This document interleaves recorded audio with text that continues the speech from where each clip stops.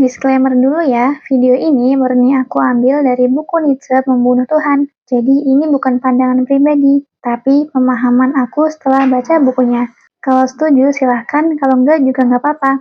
Tujuanku cuma berbagi cerita tentang seorang filsuf yang berani mempertanyakan segalanya. Friedrich Nietzsche, filsuf yang disebut telah membunuh Tuhan. Nietzsche lahir di keluarga pendeta, hidupnya tenang, religius, penuh doa. Tapi di usia 4 tahun, ayahnya meninggal, lalu disusul adiknya. Dari situ, Nietzsche mulai sering bertanya, kenapa Tuhan membiarkan semua ini? Di usia 20, ia berhenti belajar teologi. Ia mulai membaca buku Schopenhauer.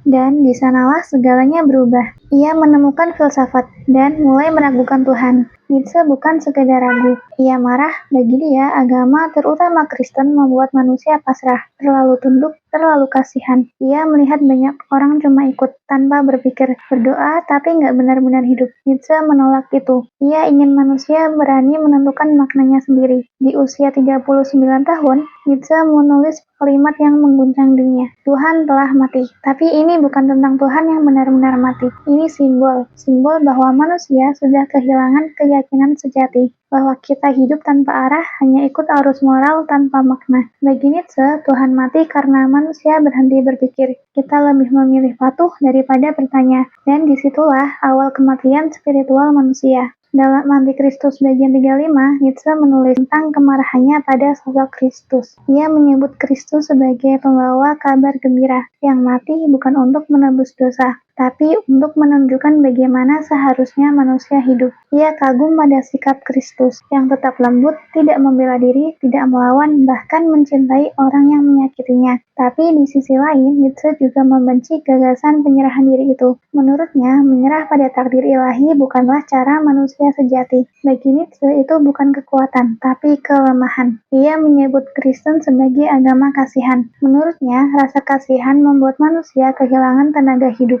Kasihan membuat orang berhenti berjuang, padahal hidup seharusnya diperjuangkan, bukan dikasihani. Nietzsche menulis, kasihan membuat penderitaan menular. Artinya, semakin kita merasa iba, semakin kita kehilangan daya hidup. Inilah yang ia lawan, moralitas yang membuat manusia lemah. Dari penolakannya pada agama, lahirlah gagasan will to power, kehendak untuk berkuasa.